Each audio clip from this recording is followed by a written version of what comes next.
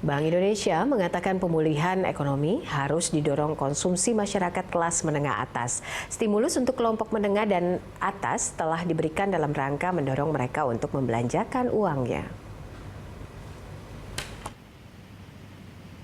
Deputi Gubernur Bank Indonesia Dodi Budiwaluyo menilai kunci utama percepatan pemulihan ekonomi terletak pada tingkat konsumsi masyarakat, khususnya masyarakat kelas menengah dan kelas atas. Setali 3 uang belanja konsumsi ini juga bisa membantu bisnis para pelaku UMKM untuk kembali pulih setelah terdampak pandemi COVID-19. Stimulus untuk kelompok menengah dan atas telah diberikan dalam rangka mendorong mereka untuk membelanjakan uangnya. Sebab selama pandemi ini, masyarakat kelas tersebut menahan diri untuk membelanjakan uangnya. Tanpa spending, Dodi menilai sulit untuk pemulihan ekonomi berjalan cepat. Sebab permintaan produk dan jasa turun, aktivitas produksi juga terbatas yang menyebabkan penyaluran kredit modal kerja terhambat. Selain itu, demi mendorong permintaan kredit, pemerintah dan regulator juga telah memberikan berbagai kemudahan akses pembiayaan untuk para pelaku usaha. Caranya dengan menggunakan digitalisasi yang memungkinkan pelaku usaha mendapatkan pembiayaan dari perbankan atau fintech lebih mudah. Sementara itu, ekonom senior KOR Indonesia Hendry Saparini mengatakan, konsumsi saat ini akan tergantung pada penanganan COVID-19. Sebab konsumsi masyarakat masih ditentukan oleh masyarakat golongan menengah hingga atas. Tim Liputan, Berita 1, Jakarta. Masyarakat menengah dan atas telah diberikan dalam rangka mendorong mereka untuk membelanjakan uangnya. Sebab selama pandemi ini, masyarakat kelas tersebut menahan diri untuk membelanjakan uangnya. Lantas, apakah saat ini kelas menengah dan atas ini sudah membelanjakan dananya? Dan apakah stimulus untuk kelas menengah atas cukup efektif? Langsung saja kita akan membahasnya bersama Sekretaris Kementerian Koordinator Perekonomian Susiwiono Mugiarso dan juga Ekonom Senior Center of Reform on Economics atau KOR Indonesia, ada Ibu Hendry Saparini, Ibu Hendry dan juga Pak Susi. Terima kasih sudah bergabung bersama kami malam ini dalam Hot Ekonomi. Apa kabar? Baik, makasih Mbak Putri. Ya, saya mungkin ke Pak Susi dulu. Saya ingin mengkonfirmasi soal ini. Ya, Ibu Hendry, sudah mendengar suara saya, Ibu?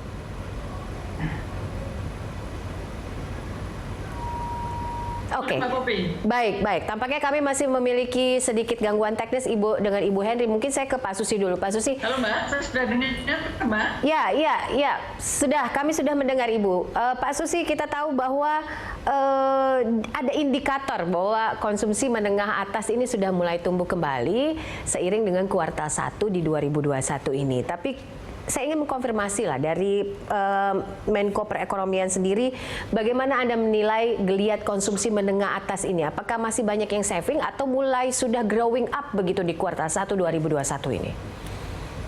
Ya, terima kasih Mbak Popi. Jadi memang masalah spending konsumsi menjadi begitu penting karena mengingat pertumbuhan ekonomi kita itu share-nya paling tinggi adalah konsumsi rumah tangga yang sekitar 57%. Nah, kalau kita lihat beberapa angka hari ini tadi memang sudah diumumkan pertumbuhan ekonomi kita di kuartal 1 kita minus 7,4%, itu terjadi peningkatan dari kuartal 4 yang lalu yang minus 2,19%.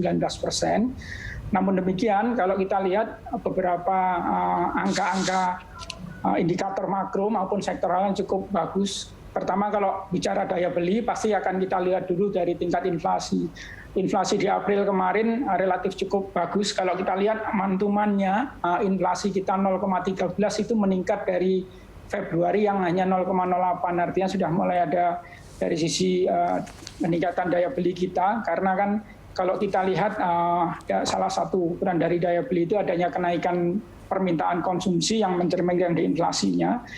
Kalau lebih dalam lagi kita lihat di core inflation-nya, di inflasi inti sendiri itu juga mantumannya April kemarin 0,14, padahal di sebelumnya di Maret minus 0,03. Memang ada yang menyampaikan bahwa ini efek musiman karena Ramadan dan Idul Fitri. Karena itulah kami, pemerintah, betul-betul ingin memanfaatkan momentum Ramadan Idul Fitri ini untuk mendorong betul konsumsi, terutama konsumsi rumah tangga masyarakat, sehingga kalau kita lihat berbagai program yang kita gulirkan itu kita menjaga di dua sisi, baik di sisi demand, konsumsinya konsumennya sendiri maupun di sisi supply-nya. Di sisi demand sendiri, dua sisi kita perkuat. Dari sisi daya beli, kemampuan membelinya masyarakat sendiri, kita dorong kemarin berbagai program THR untuk ASN, TNI Polri, kemudian THR untuk swasta, dan juga percepatan bantuan sosial. Di sisi demand-nya sendiri, kita lakukan beberapa program-program seperti Hari Belanja Buatan Indonesia, kemudian juga beberapa insentif penurunan harga untuk sektor-sektor tertentu, properti, otomotif, dan sebagainya. Kita akan dorong ke sana, Mbak Bobi. Baik.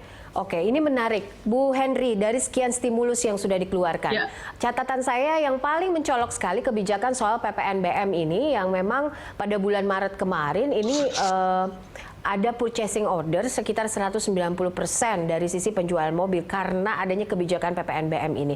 Kalau Bu Henry sendiri melihatnya seperti apa? Stimulus pemerintah ini cukup efektifkah dinilai untuk mendongkrak pola konsumsi tingkat spending kelas menengah atas, ataukah tidak cukup dinilai dari apa yang sudah kita lihat dari sisi otomotif itu?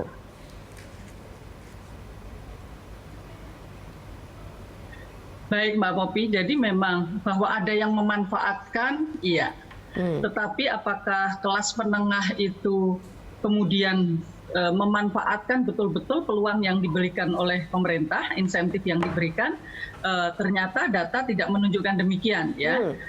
Karena bagi kelas menengah ke atas, yang paling penting itu adalah mereka sudah secure, ya, mereka merasa aman, baru mereka akan spend. Nah, jadi dengan adanya perkembangan kasus ya COVID-19 ini, juga kekhawatiran sebenarnya bukan di dalam negeri tetapi di luar negeri, maka ketidakpastian ini belum bisa mendorong stimulus-stimulus yang diberikan untuk mendorong konsumsi ini bisa direalisasikan oleh masyarakat atau dimanfaatkan oleh masyarakat. Data yang lain juga menunjukkan kalau kita melihat dari pertumbuhan konsumsi rumah tangga dan juga bagaimana indeks untuk pembelian ya untuk produk realnya, ternyata untuk pembeliannya lebih rendah daripada pertumbuhan konsumsi rumah tangganya. Jadi artinya memang ini belum kembali pulih. Dan saya rasa itu bisa wajar ya, karena konsumsi rumah tangga kita ini memang 82%-nya itu disokong oleh menengah atas. Dan kelompok bawah atau 40% yang di bawah itu mereka dipengaruhi, satu adalah oleh bansos dan yang kedua adalah oleh tambahan pendapatan. Nah, sementara mereka yang mendapatkan bansos ini hanya cukup untuk keperluan dasar saja. Nah, sementara untuk penambahan konsumsi dari income, selama ini kan mereka yang terdampak pandemi ini belum mulai bekerja kembali. Jadi memang ini akan menjadi berat pada saat kemudian tidak ada upaya untuk meningkatkan income. Karena dengan bansos tidak cukup, income dari kelompok bawah. Nah, ini nanti bisa kita diskusikan bagaimana caranya untuk mereka bisa bergerak sehingga ada pendapatan tambahan untuk bisa berkonsumsi. Begitu Mbak Popi. Oke, saya ingin tanggapan dari Pak Susi. Pak Susi, dari apa yang sudah diungkapkan oleh Bu Henry terkait data tadi, tanggapan Anda? Ya, betul, memang untuk konsumsi rumah tangga memang 82,sekian% itu adalah untuk kelompok menengah ke atas. Nah, namun demikian kita kan tidak hanya ingin menyelesaikan permasalahan peningkatan konsumsi saja. Kita memilih beberapa program untuk yang middle low dulu, karena itu untuk tambahan pendapatan mereka, berbagai program yang sudah saya sebutkan tadi kita dorong duluan. Kemudian kalau kita lihat beberapa insentif ini udah mulai menyasar ke masyarakat menengah. Sebagai contoh yang properti itu sampai ke harga 5 miliar. Dan kalau kita lihat informasi dari Ray itu penjualan properti bulan kemarin itu naiknya month-to-month 39,6%. Ini cukup signifikan. Nah, kalau kita melihat kembali justru memang pelan-pelan pemerintah juga akan menyasar ke yang menengah ini.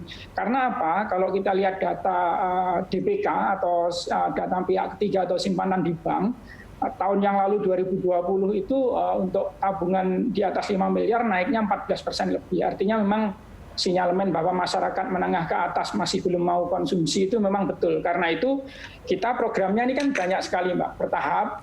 Kemudian selain memberikan tambahan pendapatan, meningkatkan kemampuan membeli dari masyarakat, kita juga di sisi demand-nya kita stimulusnya juga banyak yang kita mulai gulirkan. Mulai beberapa pengurangan harga dengan relaksasi perpajakannya, kemudian hari ini jam 7 malam nanti akan launching mengenai Hari Bangga Buatan Indonesia, semacam Harbolnas di bulan Ramadan. Kita juga kasih insentif semuanya, artinya selain yang disasar di masalah menengah bawah tadi, pelan-pelan kita juga sudah mulai menyiapkan program-program untuk beberapa sektor, yang terutama mulai properti yang di harga sampai 5 miliaran tadi.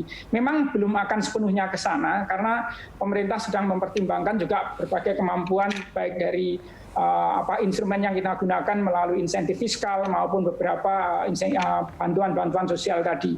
Karena itu memang ini sampai ke akhir 2021 kita sudah menyiapkan berbagai program insentif dan kita akan membalance baik dari sisi demand-nya maupun dari sisi supply. Untuk sektor-sektor manufaktur juga kita siapkan insentifnya supaya juga merespon pertumbuhan permintaan ini dengan meningkatkan produksinya. Ini kita lihat PMI kita April kemarin 54,6 itu tertinggi sepanjang 10 tahun ini. Maret April betul-betul tertinggi, artinya apa? Sudah di level ekspansi, produksinya, utilisasi produksinya juga cukup tinggi sekali. Demikian Mbak Popi. Baik, ini menarik untuk kita bahas. Nanti kita akan bahas lagi bagaimana strateginya kalau misalnya kita mau mendongkrak konsumsi begitu ya di kelas menengah atas ini. Tapi usai jeda pemirsa tetaplah bersama kami dalam Hot Economy. Pemirsa, Anda kembali bersama kami dalam Hot Economy. Sebelum melanjutkan diskusi, rekan Ahmad Murodi akan terlebih dahulu menyampaikan sejumlah data. Dodi, silahkan. Ya, Popi dan juga pemirsa, untuk mendorong konsumsi kelas menengah dan atas, pemerintah telah memberikan berbagai insentif. Di antaranya potongan pajak penjualan atas barang mewah untuk kendaraan bermotor, serta potongan pajak pertambahan nilai untuk sektor properti. Mari kita lihat data selengkapnya. Ini dia beberapa insentif yang dikeluarkan oleh pemerintah untuk mendongkrak konsumsi kelas menengah ke atas. Yang pertama, potongan PPNBM untuk kendaraan bermotor yang sebelumnya hanya untuk mobil-mobil di bawah 1.500 cc, tapi sekarang insentifnya juga diberikan untuk mobil-mobil di atas 1.500 cc sampai 2.500 cc. Kemudian di sektor properti ada relaksasi pajak pertambahan nilai. Jadi dengan pemberian insentif ini, pembeli tidak akan dikenakan PPN 10% yang akan ditanggung pemerintah mulai 1 Maret 2021 yang lalu. Kemudian insentif DP 0%, Bank Indonesia memberikan insentif agar orang-orang kaya mau membelanjakan uangnya berupa down payment 0% bagi KPR dan kredit kendaraan bermotor. Subsidi biaya ongkos kirim juga gratis, anggaran yang disiapkan ada 500 miliar rupiah dan pemerintah akan mengadakan program Harbolnas di akhir bulan Ramadan selama 5 hari mulai H-10 sampai dengan H-6 menjelang Idul Fitri. Selanjutnya kita lihat penyumbang konsumsi rumah tangga. Tadi juga sudah disebutkan bahwa memang kelompok menengah dan atas itu menyumbang 82% konsumsi rumah tangga. Sementara kelompok bawah menyumbang 18%. Sementara untuk konsumsi rumah tangga sendiri menyumbang 57% dari keseluruhan ekonomi domestik. Nah, ini data simpanan masyarakat di perbankan sampai Februari 2021 itu angkanya mencapai 6.726 triliun atau kalau dibandingkan secara year on year naik 9,7%. Data ini dikumpulkan dari 107 bank umum di mana 95 diantaranya adalah bank konvensional, sementara 12 lainnya adalah bank syariah. Ya, jadi Februari 2021 tercatat ada 351.599.277 simpanan masyarakat di perbankan, ini 15,5% secara year on year. Oke, selanjutnya untuk beberapa indeks yang akan kita bahas di sini adalah indeks keyakinan konsumen dalam 6 bulan terakhir dimulai dari Oktober 2020 memang angkanya masih di angka 79 tapi kemudian melonjak drastis di 2 bulan terakhir tahun 2020 di mana di puncaknya justru di bulan Desember 2020 mencapai 96,5. Tapi di 2 bulan pertama 2021 ada penurunan 84,9 dan di Februari 85,8 baru kemudian naik lagi di atas level 90-an di bulan Maret yaitu 93,4. Itu adalah indeks keyakinan konsumen. Sementara ini adalah PMI Manufaktur Indonesia dalam 4 bulan pertama di tahun 2021. Di bulan Januari angkanya 52,2, sempat turun di bulan Februari 50,9, tapi kemudian trennya terus naik dari Maret sampai April 54,6. Demikian Popi informasi yang dapat saya sampaikan, kembali ke Anda. Baik, Dodi, terima kasih untuk informasinya. Pemirsa, kami kembali sesaat lagi. Ya, pemirsa, Anda kembali bersama kami dalam Hot Ekonomi. Kami masih berdiskusi soal bagaimana kelas menengah ini mulai spending dan apa saja indikatornya. Bu Henry, kalau kita bicara soal bagaimana meningkatkan spending dari kelas menengah atas ini, Bu, tadi kan sesuai data yang disebutkan ini tidak serta-merta menunjukkan data bahwa spendingnya memang benar-benar betul-betul meningkat. Kalau dilihat lagi, kalau bisa di breakdown, Bu, apa aja sih strateginya dari sisi bisnis, operasional, dan juga service excellence ini? Ya, kalau kita melihat kelas menengah ke atas, ya terutama kelas atas, mereka kan tetap saja akan menahan belanjanya sampai dengan mereka merasa aman. Tadi sudah kita diskusikan. Oleh karena itu, apa sih semestinya sinyal yang harus diberikan oleh pemerintah untuk mendorong rasa nyaman, rasa aman tadi? Misalnya upaya untuk kebijakan pelarangan mudik. Menurut saya itu hal positif. Karena kemudian ketegasan pemerintah untuk memutus peningkatan kembali kasus COVID ini dinilai positif oleh kelas menengah atas. Kalau kelas menengah bawah mungkin mereka yang sudah sangat ingin untuk berkegiatan atau mudik itu menjadi sesuatu yang direspon negatif. Tapi kelas menengah atas mereka akan menganggap ini positif. Nah, hal-hal yang semacam itu yang juga harus diberikan, Mbak. Kemudian hal lain apa yang perlu dilakukan? Karena mereka itu bukan, misalnya tadi disebutkan properti itu tumbuh. Properti yang tumbuh pun itu adalah bukan properti untuk kelas menengah atas, lebih menengah bawah gitu. Karena itu kebutuhan. Ya, mereka yang lebih banyak untuk membeli karena memang sudah ada kebutuhan dan kebetulan diberikan keringanan untuk DP bunga dan sebagainya, maka itu akan mereka ambil. Tapi tetap bukan untuk kelas menengah atas, kecuali mereka yang betul-betul akan melakukan investasi dalam kondisi yang pelonggaran dana. Nah, menurut saya yang penting juga adalah memberikan sinyal bahwa pemerintah sedang mendorong untuk terjadinya kegiatan ekonomi. Pak Susri mungkin ya, ini sudah tahun kedua ya. Tahun pertama mungkin kita fokus kepada pemenuhan kebutuhan dasar dari masyarakat. Tetapi di tahun kedua ini kita masih punya waktu yang cukup banyak. Bagaimana kita bisa mengintegrasikan, tadi mungkin pemerintah sudah punya bangga buatan Indonesia. Tetapi tidak akan bisa pada saat barangnya itu juga tidak ada. Atau income-nya juga tidak ada, Pak. Jadi apa yang harus dilakukan adalah menambah income. Nah, apa yang bisa dilakukan dengan menambah income? Kalau menurut pemikiran kami adalah mendorong UKM ini bisa bergerak, Pak. Karena anggaran pemerintah yang jumlahnya sekitar 700 triliun, kita mesti pastikan bahwa akan tersinergikan dan bisa menggerakkan kelompok UKM ini. Oke. Misalnya, Pak, baik. kita kalau bicara Ibu, dari stimulus yang sudah digelontorkan untuk UKM sampai saat ini, apakah ini cukup efektif, Bu? Ya. Halo? Ya, Bu Henry, Halo, maaf saya potong sedikit. Dari stimulus yang sudah digelontorkan oleh pemerintah dari dana pemulihan ekonomi nasional, apakah saat ini tidak cukup efektif untuk mendorong UKM di tanah air? Ya, karena yang diperlukan itu bukan sekedar kita membantu dari sisi keuangannya. Ya, kalau kita melihat ya, sekarang UKM yang berpotensi untuk bisa direstrukturisasi itu 12,5 juta UKM. Realisasinya tahun lalu itu hanya sekitar 5,7 juta UKM. Sementara jumlah UKM kita itu 60-an juta. Artinya memang itu menjadi positif ya untuk membantu merestrukturisasi, tapi ada UKM yang mereka memang tidak menggunakan pendanaan dari perbankan. Tetapi sebenarnya kalau mereka diberikan market, ada permintaan terhadap produk-produk mereka, ini akan bergulir. Kan selama ini juga kita tahu bahwa yang menggunakan pendanaan dari perbankan itu hanya 30%, yang 70% pinjam tetangga dan lain sebagainya. Nah, yang penting mereka itu adalah market. Maksud saya kalau kelas menengah ya diberikan sinyal bahwa ini sedang digerakkan ekonomi, tadi saya ulangi, untuk yang bansos 45 triliun tadi, kalau kemudian diturunkan pada level kabupaten, paket sembakonya sudah jelas, maka akan ada diversifikasi produk pada level kabupaten dengan marketnya adalah paket sembako tadi, yang 45 triliun. Nah, akan muncul UKM-UKM di daerah-daerah yang akan memproduksi barang-barang yang bisa dijadikan paket sembako. Itu baru satu. Tapi kan ada program-program lain yang bisa dilakukan, misalnya Pak Susi membuat list berapa produk yang selama ini kita impor, ya, kita lakukan import substitution strategy. Ya, misalnya tepung tapioka, kemudian kelapa parut dan sebagainya, yang itu triliunan juga nilainya.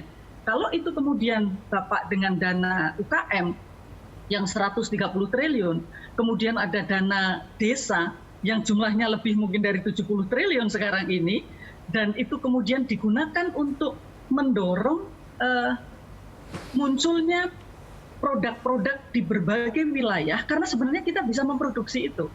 Tinggal nanti pemerintah memberikan insentif. Siapapun yang bisa menyerap produk dari dalam negeri, mereka lah yang mendapatkan insentif fiskal misalnya gitu. Jadi memang harus ada terobosan menurut kami, ya, dan ini kondisinya itu tidak biasa, maka kebijakannya harus tidak biasa gitu. Ya. Jadi kalau itu dilakukan, maka optimisme itu akan muncul. Kalau ini ekonomi akan bergerak gitu. Baik. Jadi tidak hanya kita mengandalkan pada BLT gitu. Baik, Pak Susi, tadi catatan dari Bu Henry kan bagaimana caranya meningkatkan income di kalangan bawah ini. Harus ada kebijakan yang extraordinary, bukan kebijakan biasa-biasa saja, terutama juga untuk soal mendorong UKM bergerak. Tidak hanya dari sisi pendanaan saja. Apa yang bisa dilakukan saat ini?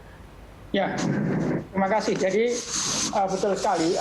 Mungkin saya sedikit memberikan ilustrasi supaya meluruskan tadi yang sampaikan, terutama ini sudah mulai bicara mengenai UMKM nih.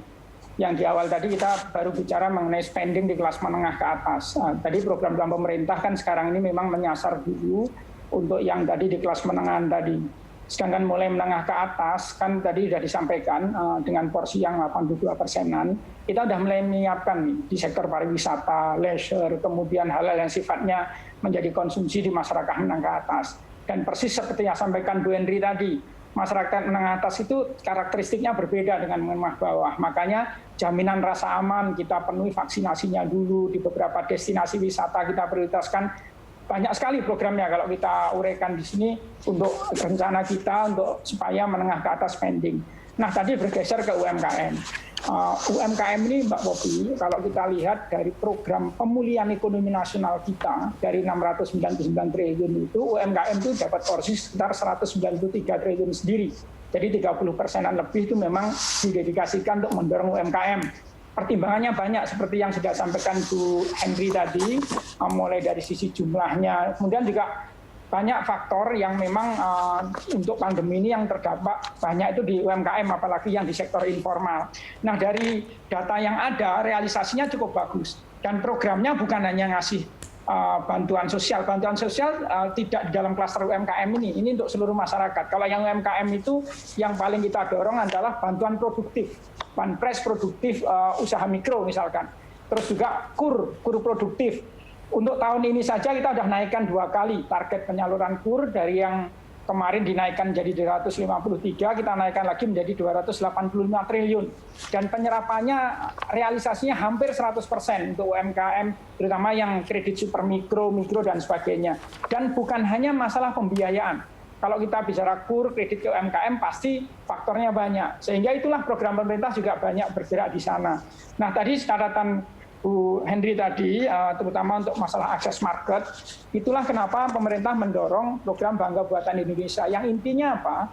UMKM kita supaya on board di marketplace, di platform digital. Jadi kalau kita rinci memang betul UMKM menjadi prioritas pemerintah dengan berbagai program, mulai dari pembiayaan, kemudian bagaimana akses ke market tadi. Demikian juga pembiayaan pun bukan hanya memberikan bantuan kredit, tapi juga penjaminan dan sebagainya. Jadi saya pikir sebenarnya semua aspek sudah disiapkan programnya, dan mudah-mudahan ini kalau kita lihat angka-angkanya relatif cukup bagus, makanya kita optimis untuk di 2021 ini, walaupun beberapa kalau kita detailkan lagi, memang masih banyak yang perlu kita dorong, terutama kalau menyangkut UMKM ini. saya pikir kita benahi mulai dari regulasinya. Di Undang-Undang Cipta Kerja kemarin banyak perubahan yang mendasar sekali, mulai dari kriteria UMKM sampai hal-hal teknis pembentukannya, perizinannya dan sebagainya. Kemudian juga dari sisi insentif-insentifnya tadi. Artinya kalau kita bicara UMKM karena jumlahnya yang cukup dominan di dalam perekonomian kita, termasuk share-nya ke PDB yang lebih dari 60%, jumlahnya juga 64,2 juta sendiri gitu. Sudah pasti pemerintah banyak sekali alokasi programnya ke sana. Hanya memang kalau mau dijelaskan lebih detail lagi, semua rinciannya tadi menunjukkan realisasinya cukup bagus. Sampai dengan di 30 April kemarin, bahkan untuk program dukungan UMKM yang 193 triliun itu sudah 40 triliun terrealisasi. Jadi artinya cukup bagus untuk ini. Oke, Pak, satu lagi, targetnya ini seperti apa, Pak? Target peningkatan konsumsi masyarakat dari stimulus untuk spending kelas menengah atas ini dari pemerintah seperti apa?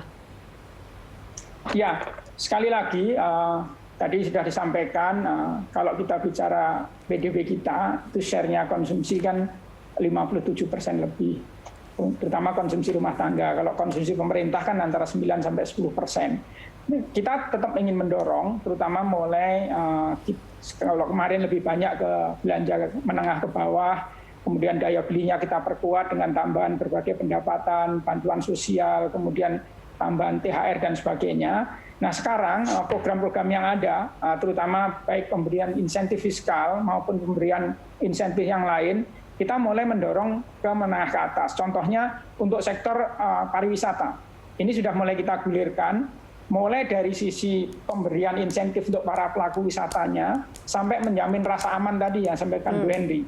Vaksinasi misalkan, kita prioritaskan beberapa destinasi utama, Bali, kemudian Bintan dan sekitarnya yang juga menjadi tumpuan pariwisata kita.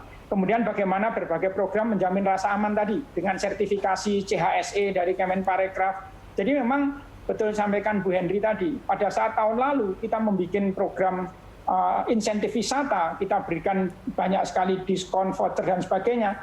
Kalau masyarakat belum merasa aman untuk traveling juga nggak akan bakal ada yang berwisata. Nah, sekarang kita di dua sisi, demand maupun supply-nya, pelaku wisata maupun masyarakatnya sendiri. Kita bangun rasa amannya dengan berbagai sertifikasi, vaksinasi dan sebagainya tadi. Baik, saya ingin closing statement juga yang mungkin harusnya ini bisa menguatkan apa-apa saja listing yang harus diperkuat oleh pemerintah dan juga stakeholder terkait untuk meningkatkan kelas menengah ini, Bu Henry.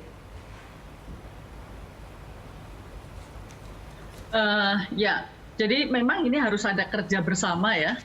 Jadi harus juga ada pemahaman dari kelas menengah atas ini bahwa belanja mereka itu akan bisa menyelamatkan ekonomi. Jadi apalagi kalau kita melihat di bulan Ramadan seperti ini, spending itu semestinya bisa dilakukan gitu ya, bukan untuk diri sendiri tetapi juga untuk orang lain. Misalnya hal-hal yang seperti itu juga perlu kita dorong. Kita tidak bisa mudik, tetapi barang-barang dari kampung kita itu bisa semua pergi ke Jakarta gitu. Nah, yang seperti ini mestinya juga harus didorong. Pemerintah daerah juga mau melakukan promosi gitu, Mbak. Jadi mereka kan punya banyak hal yang bisa dijual kepada diaspora mereka di berbagai kota besar.